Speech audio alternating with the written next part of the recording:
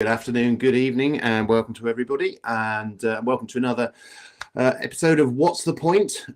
Discussions with mission-driven entrepreneurs, exploring the joy of purpose. My name is Andrew Miller from Business Enjoyment, and for me, getting that true enjoyment out of business comes from knowing what you do, why you do, and the purpose behind that, and that's why we have these discussions. Today we're talking to Rael Bricker, who's known as the Excellence Guy, Excellence in Business and the people within that, and we'll be speaking to him in a minute. Now, I spoke to Rael about it over a year ago now, and interviewed him for my podcast, which has just gone live earlier today, about an hour and a half ago.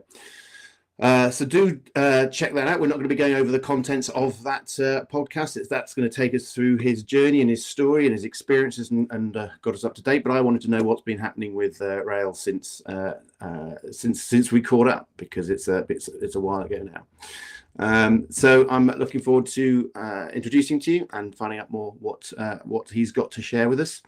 So it leaves me to say nothing else, but let's find out what is the point of Rael Bricker. Morning, Rael. How are you doing? I'm fantastic. Well, good afternoon from the future, should I say? Yeah. So to clarify the people that, well, I don't know who we've got on. Hopefully, we've got some people from down south. But you're from South Africa originally, but now but west coast of Australia. So GMT +8, so 8 hours ahead of UK time right now. Yeah, so we're just getting going, and you're just about to wrap up. And I'm going for a hockey match, I understand, this afternoon. I'm playing hockey in another hour and a half, so that's good. Beautiful. Okay, so just so people can get to know you a little bit and find out more about you, Rael, what would you say your mission is? What's your direction in life? It took me a while, and that's an interesting thing. I actually work with a lot of entrepreneurs to find their mission, and it's simply put that I work with people and companies on their journey to excellence by enabling them to show up as the best version of themselves every day. And that's in a nutshell what it is, although the topic of excellence is this huge topic that has no boundaries, which is a lot of fun sometimes. And so, when you're working with, I guess you're working with people in business primarily. So you're working with business and people. Why are they coming to you? Why are people listening? Should they pay attention to you? Why is it important? I guess if I looked at my own background, my 30 plus years, 2 listed companies on 2 stock exchanges, my current financial services offering of more than 3 billion in mortgages, but if I took all that away, the thing that I really get the enjoyment out of is when I'm talking to someone and, a CEO or their board or their staff or their cleaners down in the factory, and I see the lights come on in their eyes and I see the connection. And I guess part of it is because I don't come from a traditional, PricewaterhouseCoopers, etc., consulting background. And even in the finance space, I'm not an ex-banker. And so when I'm talking to people, I'm using real English and I'm connecting with people. A good example is yesterday, a speaker friend called me and said he just wanted some advice on, how to structure his business. And I knew nothing about his business structure until that random phone call. And at the end of, 20 minutes of conversation with him, he went, wow, that was really insightful. Now, that sounds like you're blowing your own ego and, just tell me, just let me tell you how great I am. But it's not that. It's just about the ability, I guess, over years of being interested in business, being able to dive into people's business very quickly and understand what makes it tick. Because if your point is business, business enjoyment. If you're not enjoying what you're doing, well, don't do it.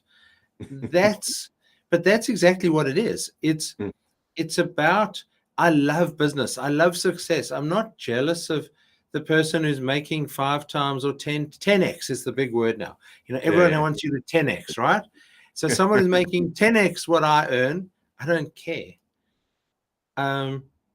As long as they're ethical and nice people and not, and doing the right thing, I love going in. I enjoy their business. I enjoy understanding people's businesses and adding some insights into making them more excellent. And so that was why I rebranded myself. I used to talk about business excellence and everything was about business excellence, but it came down to understanding that businesses themselves inherently aren't excellent. It's the people that make them excellent. And so I needed to expand. And now I say I work with people and companies, but ultimately it's about changing a mindset of people. And, in Australia, commonality is to chuck a sickie. Okay. That means to phone in and say how ill you are. And a lot of that, and, that's not an Australian comment, is driven by maybe excessive alcohol consumption the day before. Yes. And so when I turn around to staff in the warehouse or whatever it is at a reasonably low level in an organization, and I say, it's okay to be excellent as the hungover version of yourself. They've never heard that approach. And they go, well, what do you mean I should be hungover every day? I say, no, that's not what I meant. Okay. What I mean is that if you go out on a bender on a Wednesday night, and instead of chucking a sickie on Thursday, I mean, if you are that sick, you probably drank far too much.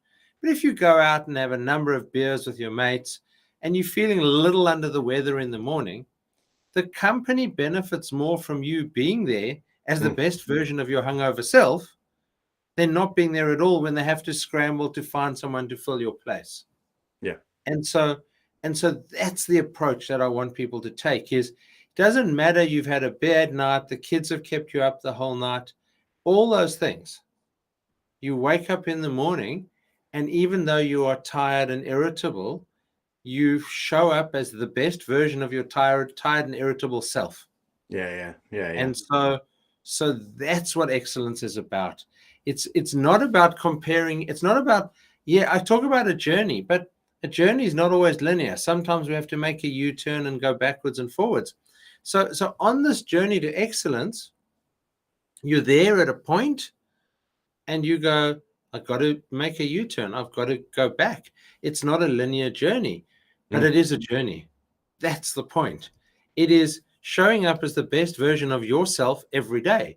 If you've got to make a U-turn, the best version of yourself may be not as good as the version from a week ago, but it's the best version of yourself at that point in time. Always do your best, but know that your best can vary. That's the Well, and it's fitting the best. I wrote a blog about a week ago, actually, and the blog had 2 hashtags at the start of it, and the hashtags were my strongest self and my excellent self. Okay, and my strongest self actually came from, I was doing a spin class, bike spin class, and online with one of the famous bike brands, and one of the people in the class had as her hashtag my strongest self, and I went, that actually makes perfect sense, because as a motivation tool, every time she got on that bike, she saw this thing staring back at her saying my strongest self. It was her strongest self that day, not necessarily stronger than yesterday. It was my strongest self on the day. I'm going to be the best I can be today. Yeah, absolutely. It's an analogy that I'm relevant to is I used to play a lot of sports and I got badly injured and then never really got back up to the same levels of fitness. But what I would do is I would go into the gym and perform at the level that I used to perform at, forgetting that I'm not at the level I used to be. And then I would go too hard, too fast. I would burn, damage yourself and then do nothing for months. And it's about play to where you are and play to be the best in where you are, rather than getting caught up on what other people are doing, how you were yesterday and how you might be tomorrow. You've only got now, haven't you? And you can be better. Absolutely. And our brains are terrible in that way. And as having been a state sportsman playing at state level hockey in my 20s and then being injured and going back to play when I turned 49, my body forgets that I'm 40. Well, now I'm well into my 50s, but you forget what age you are. And what is interesting is the league level that I play in summer and in winter is a group of people mostly who have played hockey at a fairly serious level. Now, Mm. what that means is we've all aged. None of us are as fast as we used to be, but we all have a relatively decent skill. And so it becomes quite an enjoyable game, despite the fact that the 20-year-olds look at us and go, you guys are running backwards. But you can still outplay them at a slower speed. So, well, we try. Although I must say, the standards of the youngsters playing hockey today is just at another level. It was never even at that level when we played at state level. wow. Yeah, it's just gone. But I guess that's what happens in the world. We've got elite coaches and more elite coaches and elite coaches and it should be that continual progression. Otherwise, and this is business as much as applying other things. If we're just starting and learning from scratch every single time, where there's no progression, is there, as a society? So it's got to be standing on the shoulders of giants, so to speak. It should be moving forward, and the next breed coming through, having more stuff available to them and more skills and more resources. Oh, absolutely. I mean, I think that's there's a couple Japanese concepts of Kaizen and whatever, and continuous improvement. I mean, I think that's our ultimate goal. I think where it falls down, and interestingly, in Australian rules football, Aussie rules, every year they have a draft, and each team gets to pick in the draft, but in a reverse order to how they did the year before. So the team that came last in the competition has the first pick on the draft. And actually, that's a very interesting concept. I didn't understand it for years when I first came to Australia. But what it does is it creates that renewable energy within each team. It doesn't get to, for years, say Man U and Arsenal and whatever were dominating the EPL. And that's become much less dominant now, where the sides on the top have been changing the last few seasons quite a lot. And I think that's what Australian rules built in early on, is that each team will improve, but they need to be given. So the team that comes last doesn't get penalized.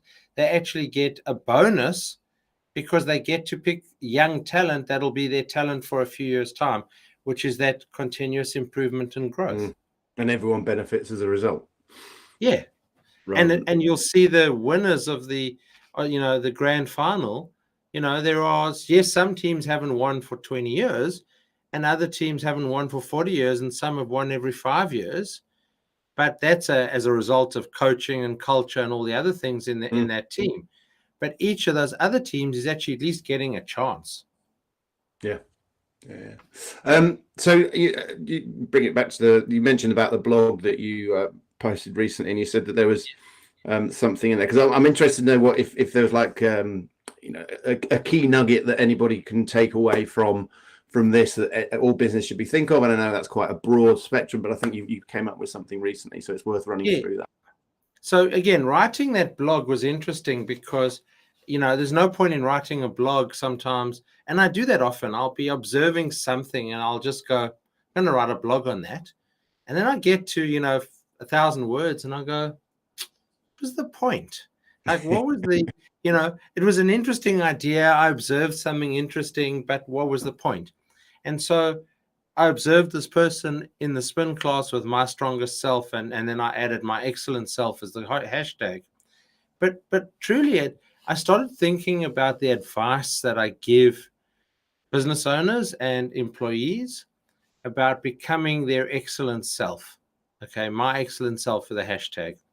And I really thought about Star Wars. Now, I'm not a Star Wars nerd and junkie, but I always thought about, in the Star Wars movies, you have this force field that protects you. Okay, and well, if we could have an excellence field that protects you, all right, and I used the word, something that the kids do in about year 3 at school, they find a word and they find 5 letters and they find, but yet I find that those sorts of words, when each letter has a meaning, make it easier for people to remember what those points are. I believe the So technical term is an acrostic, apparently. yes, an acrostic, but what it is, some of the best value statements and purpose statements that I've seen in companies are a word with 5 or 6 letters, and each letter has a deep and meaningful meaning. But if you ask any one of the staff, and the classic was a company I interviewed for my next book, which isn't out yet, but and their value set was the word propel, PROPEL, 6 letters. And so immediately when you think of the word propel, you think of going forward and a jet and going up. And so it has this sense of growth and excitement. And each one of those 6 letters meant something different and had a meaning for the team. And so, I love that idea. So I said, well, let's find something called an excellence field and make individuals excellent. And if they have their force field. So very quickly, the first F is for first. Do the hard stuff first. I looked at my staff once and they'd have 40 files on their table. And I'd watch them take, and this is in my financial services business, I would watch them take the hard files and slide them down to the bottom. And they'd get to the end of the day and go, oh, I never got to those. Too bad, I'll do it tomorrow. Tomorrow would come and they'd start with the easy files again. And so I've found a system. It's detailed in my book, of which I'm giving away free copies that can be downloaded later on in the conversation. But there's a chapter in there that deals with that system of how I dealt with that. But what it's about is when you have your task list first thing in the morning, deal with the hardest task first, because then everything else is easy after that. So that's the F. The I is the intensity, and it's part of dealing with the hard tasks, is learn how to concentrate intensely for 60 to 90 minutes. Now, I always say I have the attention span of a goldfish, and my staff laugh at me. The goldfish swims around the bowl and goes, it's a rock. Oh, it's a rock. Oh, it's a rock. Well, I've had to train myself out of that habit where I can close my office door and sit down for 60 minutes and complete a task. And I think a lot of people, particularly entrepreneurs, my wife always says I'm undiagnosed ADHD, and that's a whole different conversation. But the truth of it is a lot of entrepreneurs probably suffer from the same thing. We try and think we're multitasking, and multitasking gets us nowhere. And so sometimes we do have to have that intensity, the skill to focus intensely, and that's the I. The E is for experts. Our egos as entrepreneurs often get in the way of listening to experts because we think we know everything better than them. And so it's taken me a lot of time. And there's an opening quote in my book that says, in the first book, that says, sometimes I mix up confidence, overconfidence, and arrogance. And it's taken me a long time to learn the difference. And part of that is actually accepting the experts, the mentors. You don't need a mentor for life. You need a mentor. Could be a mentor for life. It could be a mentor who helps you with one problem for 3 months or one day. People say that they go to Tony Robbins for 5 days and it, completely transforms their life. Well, compress that even further. You could spend one day with someone, and I do that with a lot of companies, spend one day going through strategy and developing a plan on a page, and then they go, oh my God, it's that simple. And I go, yep, it's that simple.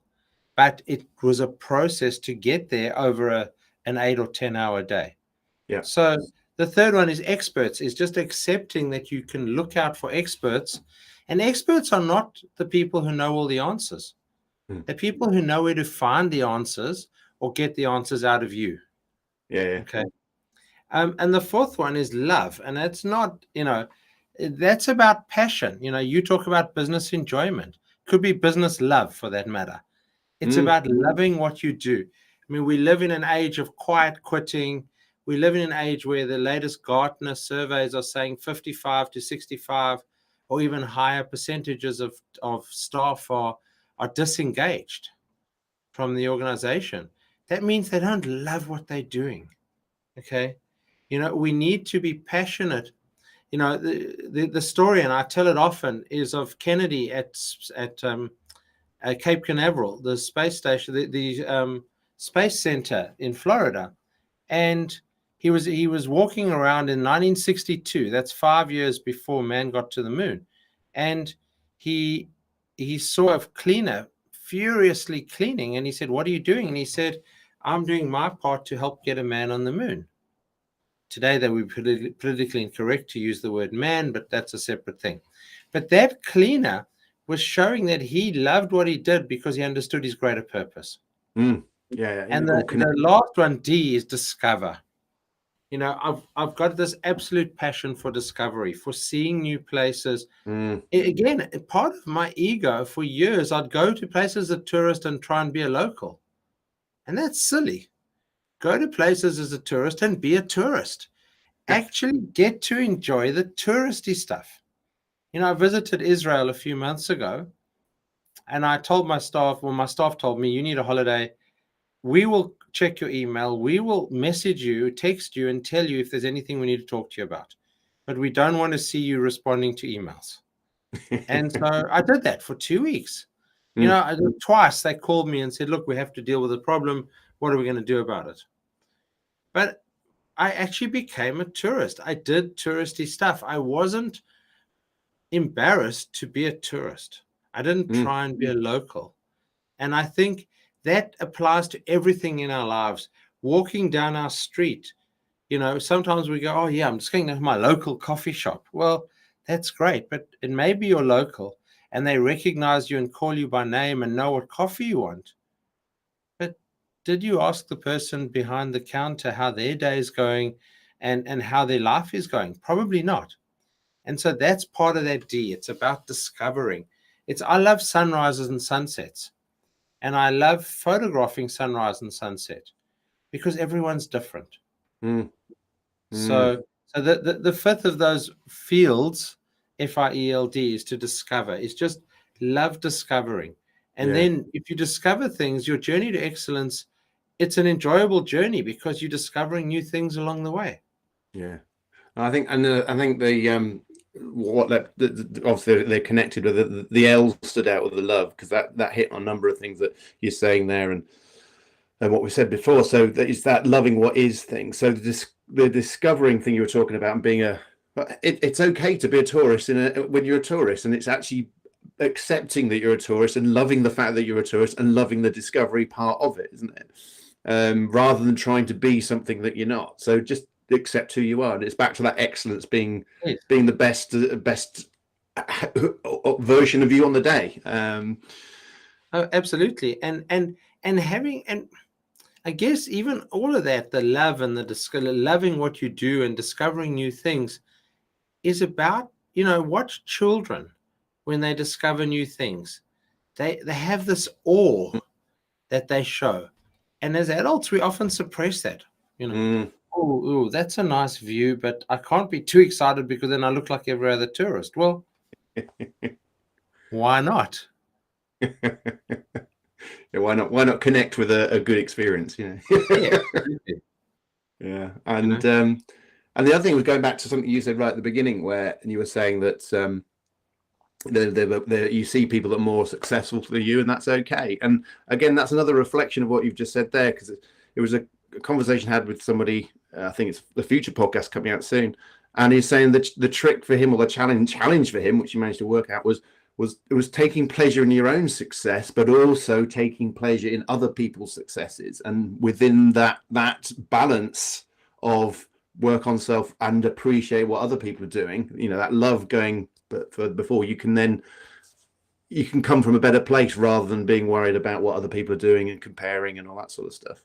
Oh, absolutely. I mean, and that's what the whole excellence journey in my mind is about. It's not about comparing yourself to anyone else.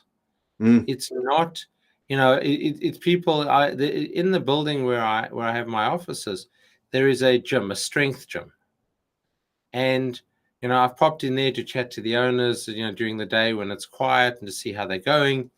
And you'll see these people, you know, two guys, ego rippling, and going, "Oh yeah, I pressed, you know, 100, and I got to 105, you know." But they're both different body types. They're not, you know, the same body. It's not the same person. So why compare? But what they weren't doing was saying, I bench pressed 100 yesterday and now I'm at 102, so I've beaten my personal best. They were comparing themselves with each other, and I think that was the challenge. Yeah. No, absolutely. Yeah, no, focus on your own journey. No, that's brilliant. Thank you. That's some nice, I like that. I like that. Acronym, acrostic, whatever it is. But it's there's some good things in there. Do the hard things first. Get your intensity going up and running. What was your E? Let's just remind ourselves again. You bring the experts in. You can't do everything yourself. In fact, you don't want to be able to do everything yourself, because otherwise you want to be good at what you do and bring other people who are good at what they're good at. Love yourself and love others, and then remind me. Oh, the D is to discover. Discovery. Of course, discovery, curiosity, and discovery. Yeah. So. Yeah, no, nice little wrap up there, and just conscious of time, so we get through things. So just bring us up to speed. So you over the last 12 months since we caught up, you've rebranded yourself. You're coming on your ideas. What's the biggest things that you sort of learned in the last sort of 12 months, or biggest shift for you? Would you say? Well, the world's a crazy place. I mean, just evidence. Nothing's changed there, to be honest. I mean, it's crazy. Crazy leaders, but it was brought home to me by my daughter who lives and works in Israel and works with African refugees in Israel, educating them. And her successes are measured by individual people. Even though she runs group classes in English and computer skills, whatever, but she measured her success by the individual people whose lives she changed. Yeah. And I think that would make much more sense to all of us, particularly as we come out of the pandemic, endemic, and we're tired of hearing about the C word. But the truth of it is, we have to go out there and make a difference in the world, but that difference can be to one person. It doesn't have to be to the world. You know, I was having a conversation with my kids on we're having a family conversation on WhatsApp, as you do now. And I saw that a group called Extinction Rebellion and others were defacing artworks in famous galleries around the world. And I asked my kids what they thought of it. And they thought the problem, and they said to me, you know, they understood that these people, their focus was, if you don't, you know, if you stop looking at art and spend that time, you know, looking at the environment, we can improve the planet, etc.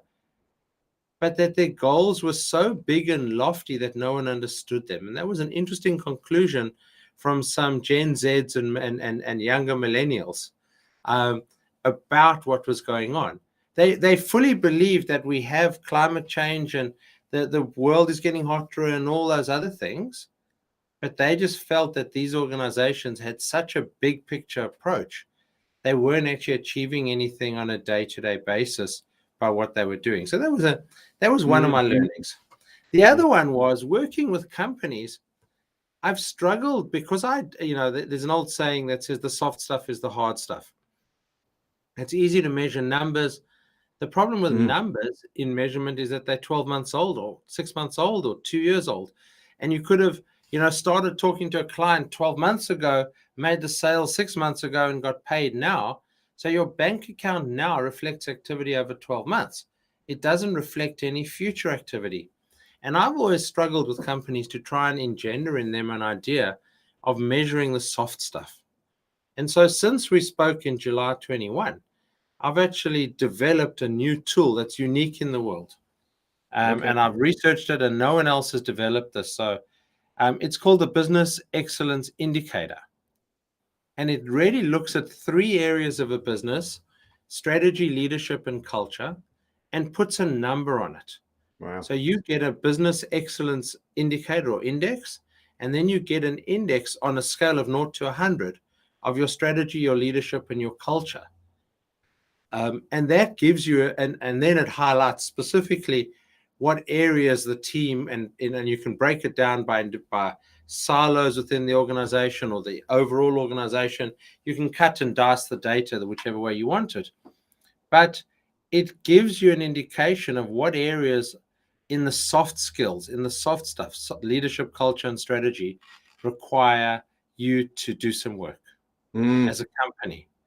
And that's obviously what I do, is then I develop work with the CEOs to actually address those challenges. So that's been my last 12 months revelation, was getting to the end of the process and having a report out for the CEO and for the management and when anyone wants to see it. And it's done by anonymous surveys within the company, not traceable, all that kind of things. And the reactions I've had from companies has been truly amazing. They've gone, wow, we thought we were much better on strategy than we were, and our team only think we're at 55%. So Wow. it's been a great 12-month journey in developing that. I mean, that's not a bad thing to do in the last year. I mean, as you say, it's kind of, I don't want to be too, but the holy grail kind of thing, as you say. How do you put numbers on something that you can't put numbers on? Is always been a challenge, and to have that is fantastic. And it's one of those things. It's sort of like we could now spend half an hour just talking about that. But I'm also conscious we need to jump off. So if people are interested in anything that you've said, you've mentioned about the books as well, sort of thing, what should people do? Where should they go? Is there anything that we need to know about? I've flashed up a copy of the book, and it is called Dive In: Lessons Learned Since Business School. It is available on all the purchasing platforms if you really want the hard copy version that looks like that. But if you would like a free version, you can go to raelbricker.com/free book, and all your listeners can download a free PDF version of the book from that raelbricker.com. They can make contact with me. I return all of my own individual emails unless I'm on holiday. And even then, my staff left me 422 emails to return when I got home. So that's the other thing that they do. But I will return all of that. You can contact me on my website. You can contact me through LinkedIn. Very, very active on LinkedIn. Facebook, not so much on other media, and have a whole lot of video on YouTube. Brilliant. Yeah, I just brought you the image up with the website there, sort of thing, and I think it's the blog on the website as well, by the way. The blog, yes, so it is on there, and the blogs also go up as articles on LinkedIn. Beautiful. And again, I think all those information is I've put in the show notes of the podcast as well that's just come out. So anybody, just jump on the podcast, the Tingle Zone, and you can get links to those on there. But I'll get them into this conversation as well. And you talk about a second book. What you got? So the second book's actually an ebook as well. The third book is the one I'm working on now. Third book. Okay. Third book. The second book I published as an ebook. It's only 50 pages. It's called 5.5 Blocks to Excellence, and the half is just to get people's attention mostly, but there is a half a block in the end of it. Again, that's available on the website raelbricker.com/ebook, as opposed to free book. This is just ebook. It only came out as an ebook, but it has ISBNs and all the registrations that go with it. The third book is tentatively called If Culture Ate Strategy for Breakfast, What's for Dinner? And I've been out and interviewed 85 companies over 25 countries so far. Wow. And the interviews will make up part of the book, and now the business excellence indicator will make up the second part of the book as I get live data from companies, and it'll be made anonymous, but nice case study work to give the second half of the book about what makes a good culture, what makes excellence. Yeah, that sounds fantastic. And I said, do you have a rough sort of timeline on it, or it'll get there when it gets there? No, life gets in the way of business sometimes, or business gets in the way of life. So now that we can travel again, things are different because I live in the most isolated capital city in the world. So, everything is a long way. That's brilliant. Thank you for coming on, Rael. It's great to catch up with you again. Great to hear what's happening in since we caught up last time, and looking forward to. I mean, that sounds a great cracking book. Whether we stuck with the title or not is a great working title, if nothing else. Thank you very much. But my editor will decide on the title when we get right to the end of it. But it's got to be there as a subtitle or something, isn't it? But thank you so much for coming on, and I suggest everybody take a look at your website and say LinkedIn as well. keep track of where you are, but there's some great stuff going on. Thank you very much, and great to be here. Brilliant. I will just put you to one side and say farewell to everybody. So thank you everybody for joining in. I will now let you go about the rest of your day, whatever you've got going on. And thank you once again to Rael for joining us. So that's it from me. My name is Andrew Miller from Business Enjoyment, and I want you to enjoy your business so much it makes your bits tingle.